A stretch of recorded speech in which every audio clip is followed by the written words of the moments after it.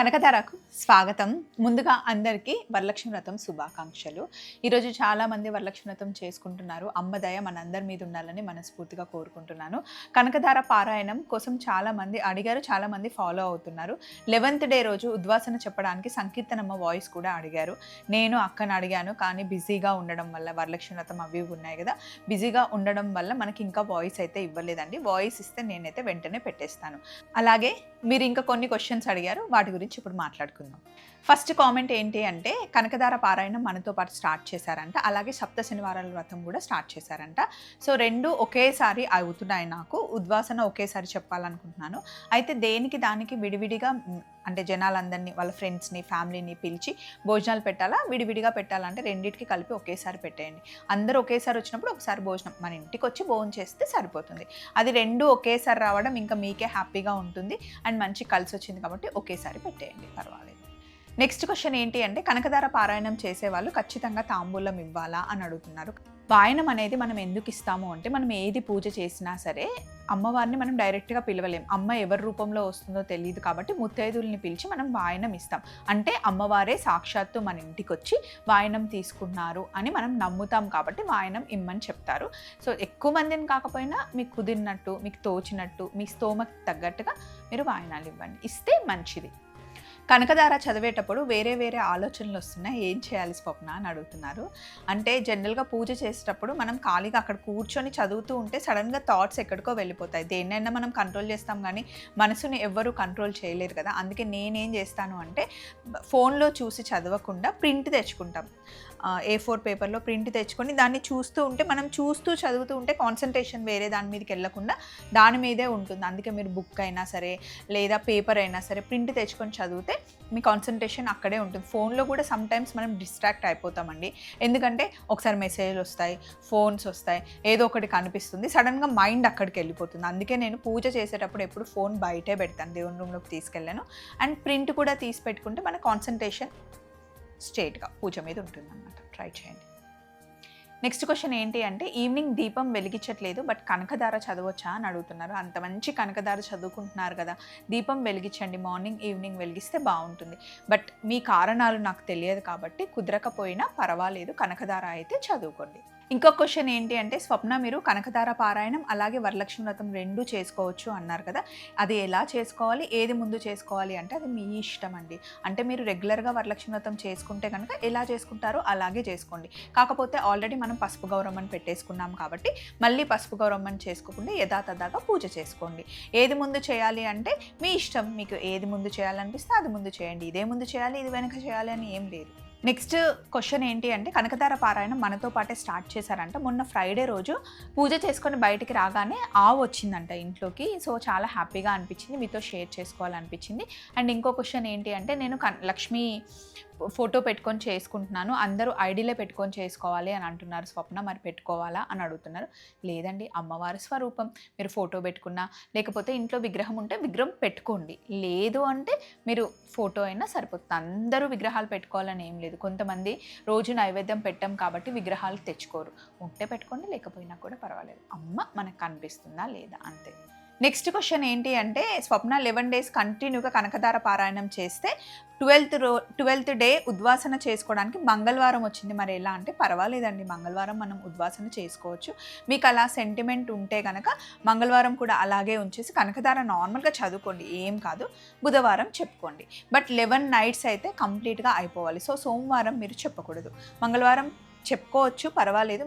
మీకు అలా సెంటిమెంట్ ఉంటే కనుక వెనస్డేకి షిఫ్ట్ చేసుకోండి. ఇంకో క్వశ్చన్ ఏంటి అంటే, స్వప్న కనకధార పారాయణం నా లెక్కకు అమావాస్య రోజుకి 21 days వస్తున్నాయి. 21 days రోజు మనం ఉద్వాసన చెప్పుకోవచ్చు అంటే 21st డే రోజు చెప్పుకోకూడదండి. 21 days కంప్లీట్గా అయిపోయిన తర్వాత 22nd డే మనం ఉద్వాసన చెప్పుకోవాలి. ఇన్ కేస్ ఆ రోజు అమావాస్య వచ్చినా కూడా ఏం పర్వాలేదు, మార్నింగ్ ఉద్వాసన చెప్పేసి ఈవినింగ్ మీరు అమావాస్య పూజ చేసుకోవాలి అనుకుంటే చేసుకోవచ్చు. అంటే మనం ఏ రోజైతే స్టార్ట్ చేసామో ఆ రోజు నుండి 21 days మనకి లెక్క. బట్ మీకు మీకు అమావాస్య అలాంటి సెంటిమెంట్స్ ఉంటే గనక ఆ రోజు వదిలేసి మళ్ళీ నెక్స్ట్ డే చెప్పుకోవచ్చు. రోజు కనకదార పారాయణం చదువుకోవచ్చు. ఒక రోజు ఎక్స్ట్రా ఉంటే ఏం పర్వాలేదు, కానీ తక్కువ మటుకి చేసుకోకండి. 21 డేస్ కంప్లీట్గా చేసుకోండి. నెక్స్ట్ క్వశ్చన్, నందదీపం పెట్టుకుంటే కొండెక్కుతుంది స్వప్న, అసలు నందదీపం ఎలా పెట్టుకోవాలి అని అడుగుతున్నారు. నందదీపం పెట్టుకున్నప్పుడు మనం రెగ్యులర్గా దీపాన్ని చూస్తూనే ఉండాలండి. పైన కొలికి వస్తుంది కదా, దాన్ని ఎప్పటికప్పుడు మనం క్లీన్ చేస్తూనే ఉండాలి. అండ్ నూనె ఎప్పుడు మనం స్వచ్ఛమైన నూనె వాడితే కనుక ఎక్కువసేపు మనకి వెలుగుతూ ఉంటుందన్నమాట, కొండెక్కదు. తీసుకునేది నెయ్యి అయినా సరే, ఏ నూనె అయినా సరే ప్యూర్ ఆయిల్ తీసుకుంటే మీరు గమనిస్తూ ఉంటే కనుక నందదీపం ఎప్పుడు కొండెక్కదు. సో గాలి ఎక్కువగా గాలి రాని ప్లేస్లో పెట్టుకున్నా కూడా ఓకే. బట్ మేమైతే 24 అవర్స్ మా ఇంట్లో ఎప్పుడు దీపం వెలుగుతుంది. ఎప్పుడైనా ఆయిల్ మార్చినప్పుడు మటుకి మాకు అలాగే అవుతుంది. ఆయిల్ని ఫస్ట్ చెక్ చేసుకోండి. అండ్ పైన కొలికి వస్తూ ఉంటుంది కదా, క్లీన్ చేసుకుంటూ ఉండాలి. 21st డే మనము కనకదార పారాయణం చేసిన తర్వాత ఉద్వాసన మనం నెక్స్ట్ డే ఇస్తాం కదా స్వప్న. మరి 21st డే రోజు తాంబూలం ఇవ్వాలా, 22nd డే రోజు తాంబూలం ఇవ్వాలా అంటే మీ ఇష్టం అండి. 21st రోజు మొత్తం పూజ చేసుకున్న తర్వాత సాయంత్రం మీరు తాంబూలం ఇవ్వండి. 22nd రోజు ఇంకా మార్నింగ్ మీరు ఉద్వాసన చెప్పేసుకుంటే ఎవరిని పిలుచుకోవాల్సిన అవసరం కూడా ఉండదు. లేదు మాకు 21st డే రోజు కుదరట్లేదు, నేను నార్మల్గా చేస్తున్నాను అంటే 22nd డే రోజు పిలవండి. నేనైతే 21 డేస్ మొత్తం పూజ చేసేసుకుంటున్నా. సెప్టెంబర్ 3కి మాది 21 డేస్ అయిపోతుంది. 22nd అంటే సెప్టెంబర్ 4th రోజు నేను ఓడిబియ్యం పోస్తాను అనమాట అమ్మవారికి.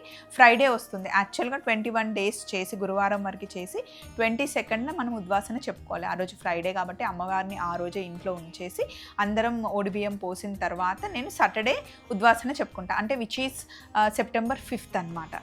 సో అట్లా మీరు చూసుకొని మీకు కుదిరినప్పుడు మీరు చేసుకోండి. నేనైతే స్టార్ట్ చేసింది ఎప్పుడు అంటే 15th రోజు నేను స్టార్ట్ చేశానండి. అండ్ నాకు 21 డేస్ సెప్టెంబర్ 3కి అవుతున్నాయి. అంటే సెప్టెంబర్ 3 గురువారం వస్తుంది. నేను గురువారం 21 డేస్ కంప్లీట్ చేసుకొని శుక్రవారం రోజు కూడా అమ్మని అలాగే ఉంచి ఓడిబియ్యం అవన్నీ పోసి అందరికీ భోజనాలు పెట్టి వాయనం ఇచ్చి నేను ఉద్వాసన చెప్పేది సాటర్డే. మీరు కూడా ఆ వీల్ని బట్టి మీ వీల్ని బట్టి చేసుకోండి. బట్ 21 డేస్ 21 నైట్స్ కంప్లీట్ అవ్వాలి. ఇంకో క్వశ్చన్ ఏంటి అంటే, ప్రతి సంవత్సరం వరలక్ష్మి వ్రతానికి అమ్మవారి ఫోటో మారుస్తారంట, కొత్త ఫోటో పెట్టుకుంటారంట. అయితే నేను ఈసారి కనకదార పారాయణం చేస్తున్నాను స్వప్న, మరి నేను ఫోటో మార్చుకోవచ్చా? నేనైతే పసుపు గౌరమ్మ పెట్టలేదు, కానీ వరలక్ష్మి వ్రతం చేస్తాను, అలాగే కనకదార పారాయణం చేస్తున్నాను. అమ్మవారి ఫోటో మార్చాలా మార్చొద్దా అంటే, ఒకటి గుర్తుపెట్టుకోండి, మీరు సంవత్సరం అంతా పూజ చేసిన తర్వాత వరలక్ష్మి వ్రతానికి అసలు అమ్మవారి ఫోటో ఎందుకు మారుస్తున్నారు? కంటిన్యూగా ఎప్పుడు ఆ ఫోటో మన ఇంట్లోనే ఉండాలంటే మనం చేసే పూజలు, మనం చేసే ఆ మంత్రాలు అవన్నీ, ఆ శక్తి అంతా ఫోటోలో ఉంటుందండి. అంటే ఆ పాజిటివ్ వైబ్ అంతా మనకి అమ్మవారు ఫోటో రూపంలో ఉంటారు. కాబట్టి ఊరికే ఎందుకు మారుస్తున్నారు? మొన్న నేను ఎన్నో రోజుల నుండి పూజ చేస్తున్న ఫొటోస్ మార్చడానికి నా మనసు అసలు రాలేదు. అసలు కారణం నాకు తెలీదు మీరు ఎందుకు మారుస్తున్నారో. బట్ మార్చడం అయితే కరెక్ట్ కాదు అని నా ఉద్దేశం. లేదు మాకు ఇంతే, మేము ముందు నుండి ఇలాగే మార్చుకుంటాము అంటే మీ ఇష్టం. బట్ ఒకసారి ఆలోచించండి, ఫొటోస్ ఎందుకు మారుస్తున్నారు? ఒకసారి రీజన్ నాకు చెప్పరా? 2 కామెంట్స్ వచ్చాయండి. ఒకటేమో కనకదార పారాయణం స్టార్ట్ చేద్దాము అనుకుంటే మా పాప మెచ్యూర్ అయింది స్వప్న, సో ఇప్పుడు నాకు చేయడం కుదరదు. శ్రావణ మాసం అయిపోయినా కూడా కనకదార పారాయణం చేయొచ్చు అంటే ఎప్పుడైనా చేయొచ్చండి, ప్రాబ్లం ఏం లేదు. అండ్ ఇంకొకరు అడుగుతున్నారు, స్వప్న నేను కనకదార పారాయణం చేసుకుందాము అంటే మాకు సూక్తం వచ్చింది, సో 11 డేస్ నేను చేయకూడదు కదా, మరి శ్రావణ మాసం తర్వాత చేయొచ్చా? ఇంట్లో వాళ్ళు పోయారు అని అంటే ఇప్పుడైనా మనం చేసుకోవచ్చండి. కాకపోతే శ్రావణ మాసం అమ్మవారి మాసం అనుకుంటాం కాబట్టి, మనం నాన్ వెజ్ తినం, నిష్టగా ఉంటాం కాబట్టి ఇప్పుడు చేస్తాం. బట్ మీరు మొత్తం ఇయర్లో ఎప్పుడైనా హ్యాపీగా చేసుకోవచ్చు. కనకదార పారాయణం మనం పీరియడ్స్ టైంలో చదువుకోవచ్చు అంటే నేనైతే చదువుకోను. బట్ మీ ఇష్టం. కానీ ఒక 3 డేస్ చదువుకోకపోతే ఏమవుతుంది? 4 డేస్, మ్యాటర్ ఆఫ్ 4 డేస్ తర్వాత చదువుకోవచ్చు కదా. కనకదార పారాయణం చదివేటప్పుడు నాన్ వెజ్ మనం తినట్లేదు కదా స్వప్న, మళ్ళీ తర్వాత డైలీ చదువుకోమన్నారు కదా, మరి డైలీ నాన్ వెజ్ తినొచ్చా అంటే మీరు చూస్తున్నారు కదండి, నేను తింటాను కదా. రోజు పొద్దున్నే మనం స్నానం చేస్తాం, ఫ్రెష్గా పూజ చేసుకున్న తర్వాత నేనైతే తింటాను, జనరల్గా తినొచ్చు. సో మీరు కూడా అంతే.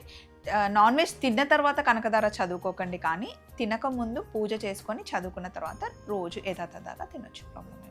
సో ఇదండి ఈరోజు మనకి వచ్చిన క్వశ్చన్స్, నేనైతే క్లియర్ చేశాను. ఇంకా ఏమైనా డౌట్స్ ఉంటే అడగండి. బట్ ఇంకా చాలా క్వశ్చన్స్ ఉన్నాయి, అవన్నీ రెగ్యులర్గా అడిగిందే. తలస్నానం చేయాలా, పసుపు గౌరమ్మని ఎలా పెట్టుకోవాలి, అట్లా అడిగిన క్వశ్చన్సే ఉన్నాయి కాబట్టి మళ్ళీ రిపీటెడ్గా నేను ఆన్సర్ ఇవ్వలేదు. బట్ కొత్తగా వచ్చిన క్వశ్చన్స్కి అయితే నేను ప్రతిదానికి ఆన్సర్ ఇచ్చాను. సో అమ్మదయ మనందరి మీద ఉండాలని మనస్ఫూర్తిగా కోరుకుంటూ మరొకసారి అందరికీ వరలక్ష్మి వ్రతం శుభాకాంక్షలు.